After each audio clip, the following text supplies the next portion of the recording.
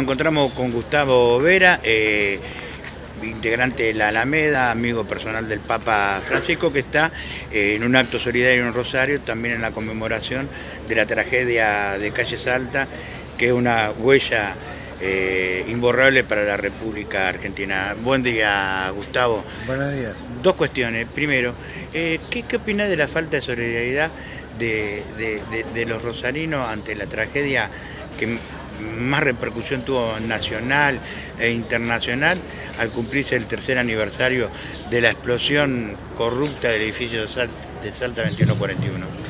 Yo creo que la sociedad está un poco anestesiada, que quizás le hace falta llorar un poco, que tiene que darse cuenta que esta tragedia es una tragedia evitable, que puede ocurrir a la vuelta de cualquier esquina, porque es una tragedia evitable que tiene como condimento la corrupción del Ministerio de Planificación Federal y de la prestataria de gas, que no cumplieron los servicios como corresponden, que pusieron a la gente a riesgo de vida y que de hecho, digamos, hoy estamos soportando y sufriendo el dolor de 22 seres queridos que se fueron.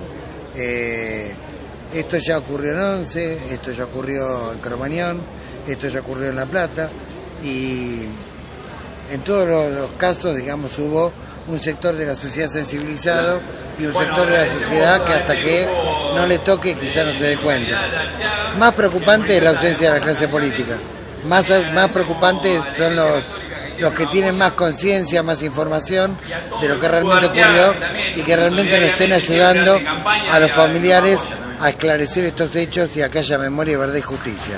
A que este lugar se convierta en un espacio de memoria, a que se avance con el juicio oral lo más rápidamente posible, a que se establezca la cadena de responsabilidades hasta llegar a lo más alto, tanto en lo privado como en lo estatal. Es mucho más preocupante lo que ocurre, digamos, con quienes tienen que ejercer el poder público a través del voto, que hoy están presentes en muy escueta magnitud, ¿no? Claro, acá hay una realidad que vos, por ir, al ser de Buenos Aires, no sabes, pero en la boleta de Litoral Gas todos los usuarios pagan una sobretasa de control a la Municipalidad de Rosario del 10%, que era justamente para controlar medidores y demás. Y nunca lo hizo eso. Por eso también los funcionarios de gobierno, el gobernador Lichi, que era intendente, que fue el que firmó ese decreto para que eso ocurra, la intendente de FEM medio escondida, vienen y se van porque ellos también son responsables. Sin embargo, la justicia no imputa a nadie, no imputa a la autoridad de Litoral Gas, al ENARGAS. Lo que me decís no me extraña, porque cuando se trata de grupos económicos poderosos que a su vez de alguna manera tienen relaciones promiscuas con el poder político, ocurre esto. Yo recuerdo una vez que cuando fue gobernador Felipe Solá y se incendiaron unos trenes en Castelar, en aquella oportunidad recibió orden expresa de Néstor Kirchner de que no tenía que hablar de Sirigliano, ¿sí? Porque Sirigliano era de alguna manera un favorecedor de muchos sectores de la clase política. Felipe no le hizo caso y junto con Leonardo Lanián, en aquel momento ministro de Seguridad, hicieron una conferencia de prensa denunciando claramente quiénes eran los responsables de que los trenes anduvieran mal y de esas situaciones que ocurrían que ponían en riesgo de vida a los pasajeros. Producto de eso después se abrió una tensión casi irreparable, digamos, y bueno, fue aislado y ya sabemos que después Felipe terminó rompiendo, digamos, con el Frente para la Victoria porque lo dejaron totalmente aislado por haberse animado a denunciar a Sirigliano. Porque no solamente dijeron que no hable de Sirigliano, sino además que le eche la culpa al Pollo Sobrero y a otras personas que no tenían nada que ver con lo que había ocurrido. Por eso no me extraña que se hagan los distraídos. En Cromañón pasó con Levi, vos recordás a Rafael Levi, el que estaba atrás, concretamente de Chaván, que lo protegieron durante muchísimos años, y en las inundaciones de La Plata recién ahora estamos sabiendo la cantidad de muertos que efectivamente hay, que duplican la que los medios informaban en aquel momento. O sea que es más, yendo más atrás, recordar a María Soledad Morales y la lucha heroica de Marta Peroni con las monjas, con los familiares de la escuela primero y después con parte de la sociedad catamarqueña. Yo creo que en estas cuestiones hay que persistir, en estas cuestiones hay que mantener la unidad, en estas cuestiones hay que mantener la certeza, digamos, de que se va a abrir el camino para la memoria, la verdad y la justicia. Creo que la lucha de los familiares de Once, la lucha de los familiares de Mariano Ferreira nos dejaron enseñanzas de que se puede ir a juicio oral rápido. De hecho, Time Warp, que fue la última tragedia evitable, ahora está a punto de ir a juicio oral en menos de 5 meses.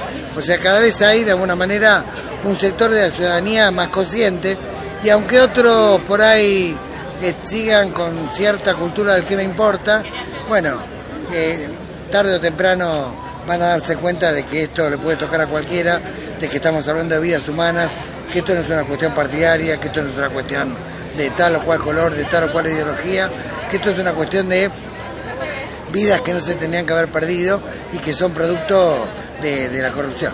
Bueno, vos justamente hablabas de Star Wars y después quiero hablar de Francisco porque es inevitable no hablar de él, que tiene que ver con el negocio de la noche en las grandes metrópolis y los vínculos en las campañas políticas que tienen estos seres de la noche. El caso de Armentano, acá. El caso de Tinfale. Tinfale, que es el que está en el centro de la escena en Times Square, y que realmente si nos hubiera tocado otro juez, yo no sé si Tinfale hubiera estado siquiera preso, claramente. Pero Tinfale es una persona que tiene contactos muy fluidos con el poder, con la clase política. Es increíble cómo ha persistido durante la noche, porque no es la primera vez que provoca muertes en fiestas electrónicas. Por lo tanto, digamos, es como que se repite el mismo esquema, ¿no? O sea... Bueno, Gustavo, perdóname.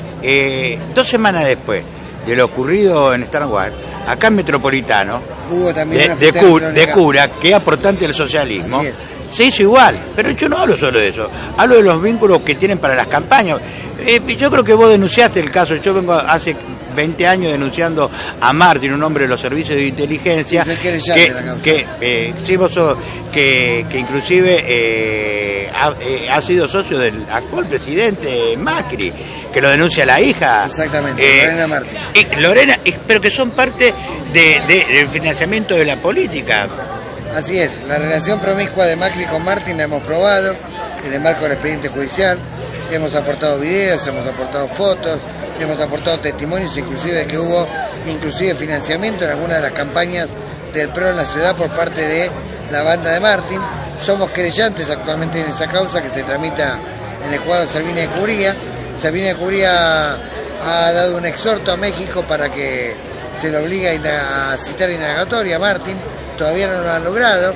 Martín está protegido por el cartel de Ozeta, está protegido por los narcotraficantes, por un sector de la clase política mexicana también. O sea, estamos hablando de sectores poderosos, y como verás, lo que ocurre o los obstáculos que se presentan para esclarecer en verdad y justicia la tragedia de la calle Salta no son diferentes a los que hemos visto, digamos, en otras tragedias actuales o pasadas. Gustavo, para terminar, yo quiero ser claro, porque vos haces las notas, pero hay que contar una realidad tal cual es, y que por ahí le suene difícil a la gente, porque el Papa está hablando de la Tercera Guerra Mundial. Efectivamente, esto es así. Pero a ponerlo en connotación quiero de las charlas que vos tenés con Francisco respecto de cuáles son las consecuencias y los detalles puntuales por lo que puede afirmar Francisco sobre la guerra. 2 cuestiones. Primero, la social, ideológica, política que vemos, y si también tiene un mensaje desde lo doctrinario, espiritual, este fin que determina una era que el capitalismo ha abusado tanto del ser humano. Mira, en el viaje camino a Cracovia, Francisco fue muy claro. Los que quieren la guerra no son las religiones. Los que quieren la guerra son grupos económicos que persiguen intereses económicos, centros imperiales que buscan reactivar la economía a través de la destrucción de países periféricos. En estos últimos años han destruido a 4 países, a Irak, a Afganistán, a Siria, a Libia. Persisten, digamos, en tratar de generar el terror, de generar una sensación de inseguridad, de zozobra. No es casualidad que haya tantos, entre comillas, suicidas haciendo atentados por distintas partes del mundo. Todo eso genera, digamos, una situación de shock, de pedido de mano dura, que después es aprovechada por la OTAN para bombardear Libia la semana pasada, por Francia para bombardear Siria. Y bueno, y a contrarreloj de eso, Francisco y las demás religiones del mundo están trabajando muy fuertemente a favor de la paz, están tratando de generar un consenso mundial para que no haya nunca más guerras en este mundo, para que nunca más de alguna manera se enriquezca uno a costa de la destrucción del otro.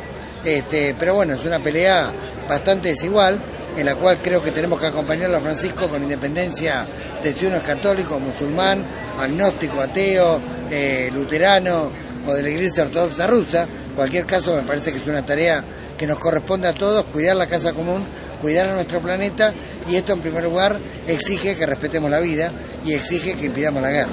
Por último, y con esto termino breve, ¿cuándo lo tenemos a Francisco en Argentina?